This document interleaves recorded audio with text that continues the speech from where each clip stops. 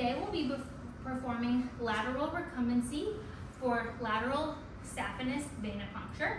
Our assistant is Faith, a 10-year-old spayed female Labrador Retriever mix. To start, we're going to define a few terms. So lateral refers to the side of the body, the exterior side of the body. Recumbency refers to relaxing in a reclined position. And in this case, we're going to be relaxing on our right side. So right lateral recumbency, lying on the right side in a relaxed or reclined position. We're also going to use the terms saphenous venipuncture. So saphenous refers to the saphenous vein which runs on the lateral or outside aspect of the rear limb and returns deoxygenated blood to the heart. We're also going to use the word venipuncture, which refers to withdrawing blood for testing. And we're going to use the word occlude, which means to apply pressure to the vein and present the vein for venipuncture. The saphenous vein runs on the lateral aspect of the rear limb, and when presented for venipuncture, we view it, a few more terms to define, we view it distally or moving away from center mass of the body, so distally to the stifle, and proximally or moving up the appendage towards center mass of the hock. So distally to the stifle, proximally to the hock. We may also use the words cranially and caudally. Cranially meaning moving towards the head, and caudally moving towards the tail. We'll also use the word touch gradient, which means to maintain physical touch on the client and move our hand starting from the least stressful position towards the more stressful position. We'll also maintain physical contact with the patient throughout to maintain safety. So to start, we're going to begin in a standing position, move the patient into a seated position, and then roll them onto their side in order to present the vein for venipuncture. Then we will return them to a standing position safely. So to begin, I'm going to take my right hand and place it around the patient's head and apply pressure below the mandible, pressing them to my shoulder. I'm then going to slide my left hand in a touch gradient down below the tail and apply slight inward and upward pressure above the hock and stifle, up high, and press in, while also taking my right hand and pressing up and back on the chest. So we will press in while pressing up and back and move them into a seated position. Then, once they're in a seated position, we're going to maintain control of the head and slide our hand up and around to maintain control, and slide our right hand up and in while grabbing above the front limbs.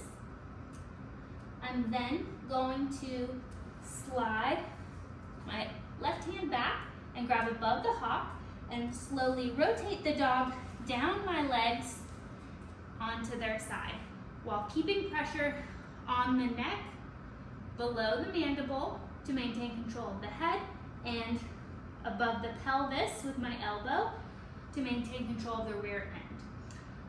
Once the dog is secure, I'm going to maintain position with my right hand above the carpus or the wrist and below the elbow, so proximal to the carpus, distally to the elbow, and slide my left hand caudally towards the tail and distally down the leg in order to occlude the vein on the upper leg. The saphenous vein will appear here. Once I apply gentle pressure, it will begin to protrude below the stifle or distally to the stifle and proximally to the hock. And once the assistant or technician has performed the venipuncture, I will release the occlusion or the hold above the stifle on the thigh and apply pressure to the puncture site. I want to make sure the blood is clotted and not bleeding freely before releasing. So I'm going to count to 5. 1, 2, 3, 4, 5. Check that it's clotted, and if so, I'm going to release my hold on the rear limb and begin to slide my hand up and back. So I'm going to move cranially or towards the head and to secure the head, release the forelimb and slide my hand back and go around and under to once again secure the dog's head against my shoulder, and then going to slide my left hand back and go under the pelvis to prepare to raise the dog into a standing position. Once the dog is secure, I'm then going to lift up to return them to a standing position. The end.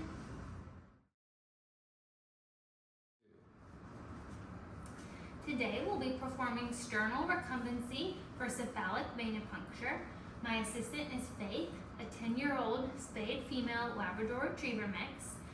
We'll begin by defining a few terms. Sternal refers to the chest, lying on the chest. Recumbency refers to relaxing in a reclined position. So sternal recumbency, relaxing in a reclined position.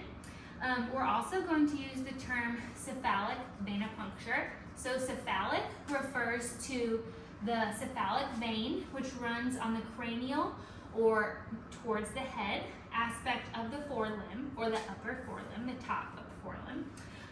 Venipuncture refers to withdrawing blood for testing. So what we're going to do is present the forelimb to withdraw blood from the vein on top of the leg. We're also going to use the term cranial, which means towards the head, caudally, which means towards the tail. We may also use the terms proximal, which means moving up the appendage towards center mass of the body, and distal, or moving down the appendage away from center mass of the body. We may also use the term medial, which means the interior of the leg towards the median plane. We will also use the term occlude, which means to apply pressure to present the vein for venipuncture. So to begin with, we'll maintaining a touch gradient, maintaining physical contact with the dog and starting in a non-sensitive area, moving towards a more sensitive area. We will take the dog from a standing position to a seated position, extend the forelimbs for venipuncture, and then occlude the vein before returning the dog safely to a standing position. So to start, I'm going to maintain control of the head by wrapping my arm around and applying pressure under the mandible, pressing against my shoulder. I'm then going to slide my left hand back and around down the back of the leg while pressing inwards and upwards to move the dog into a seated position while rotating back against the chest and up with my right hand. So I'm going to slide under and push in and up to move them into a seated position. I'm then going to snake my hand around while maintaining control of the head pressed against my shoulder and grasp the forelimb proximal to the carpus, so closer to the body above the wrist. I'm going to then extend the legs out till the dog is lying on their chest. I'm going to apply pressure dorsally with my shoulder, so upon the back, and I'm going to continue to maintain pressure and squeeze with my elbow to control the back end. I'm going to make sure that my hand is turning the head to the left, to the right, in order to protect the person performing the venipuncture. I'm then going to extend the forelimb out with the palm of my hand, going straight out, not turning or rotating so as to cause pain or stress. I can put my hand in a C hold, or I can perform this sort of Spock hand position with a V behind the elbow, but regardless, my palm is behind the elbow and I'm extending forward. Then to occlude the vein, I'm going to place my thumb on the medial aspect of the forelimb, the interior side, and roll cranially or towards the head, and applying pressure so the vein is occluded. Once the technician has come, grasp the end of the limb, perform the venipuncture, I'm going to release hold on the limb and apply pressure to the puncture site, counting to 5. 1, 2, 3, 4, 5, to make sure that the blood has clotted. Once the blood is clotted, I'm going to return to a standing position. So maintaining control of the head with my right hand pressed against my shoulder, I'm going to slide my left hand back in a touch gradient and rotate, continuing the hold on the head, and begin to slide my hand under the pelvis. Once I have a secure hold of the pelvis and a secure hold of the head and chest, I'm going to raise the dog and return them to a standing position. The end.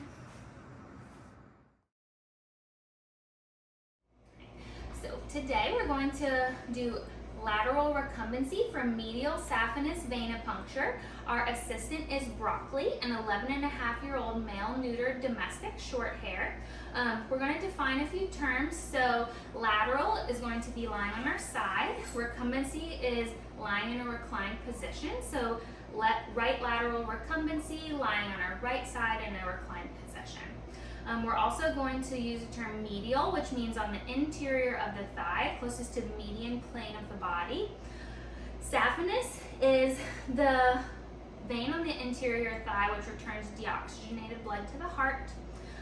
Venipuncture is withdrawing blood for testing, and we're also going to use the word occlude, which means to apply pressure to expose the vein for venipuncture. We may also use the term medially, which is the center line of the body, median plane. We're going to use the term cranially, which is moving towards the head, caudally, which is moving towards the tail, proximally, which is moving towards the center mass of the body up the limbs, distally, which is moving down the limbs away from center mass, and we may also use the term dorsally, which is the back, or ventrally, which is the abdomen.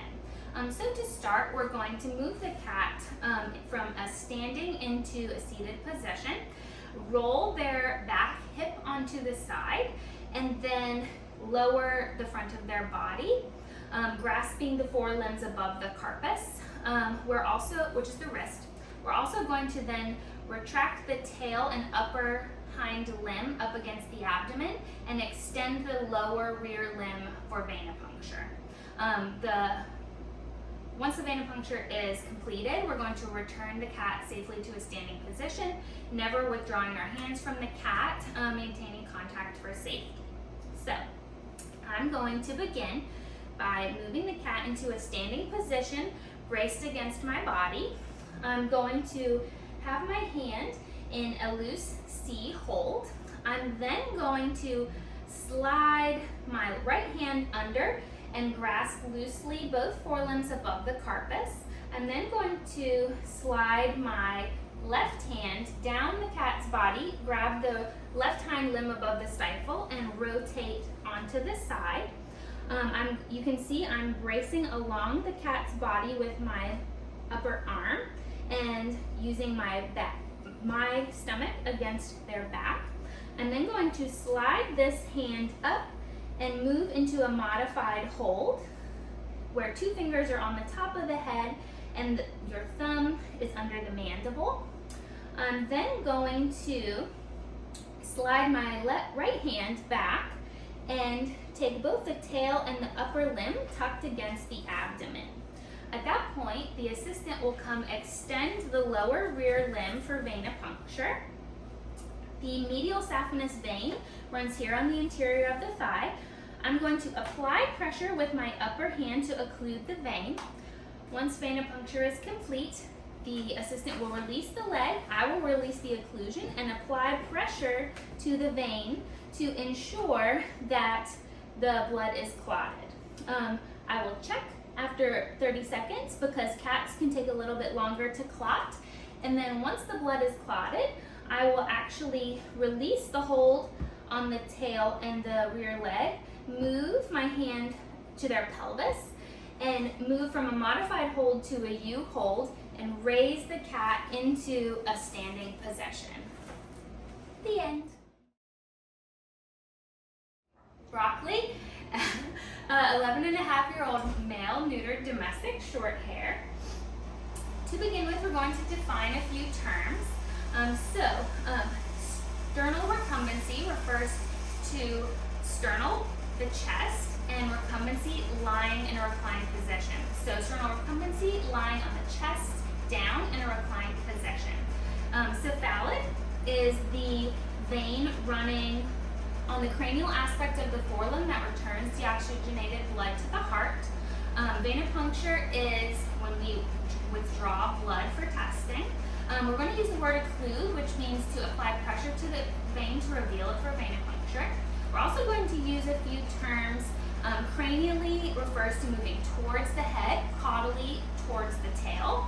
Proximal means moving up the limbs towards the center mass of the body, and distally moving away from center mass down the limb. We may also use the term dorsal to refer to their back, and ventral for their abdomen. So to start, we're going to move the cat from a standing to a seated position, always maintaining physical contact with our hands for safety.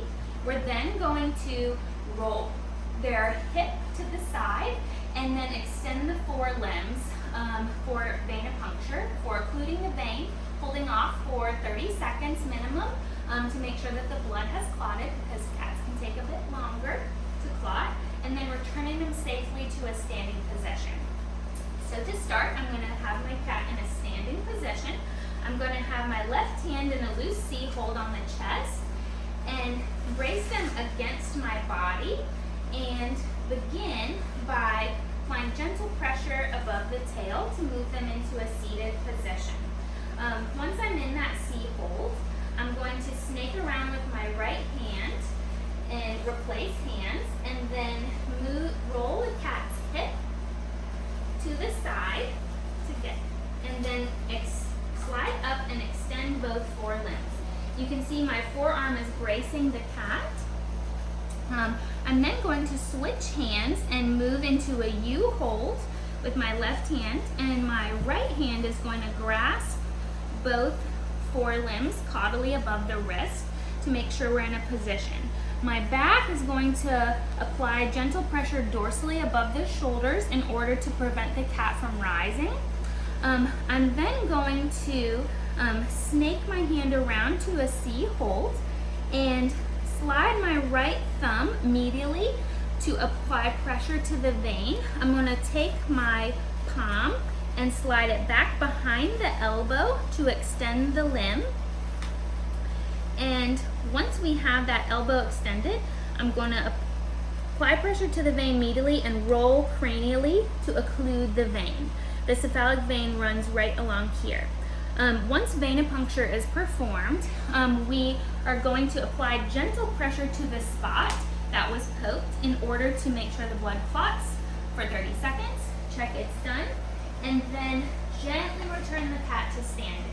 So I'm going to slide my hand back, right hand to the pelvis, and raise it up while maintaining contact with my right hand in order to ensure that the cat is secure.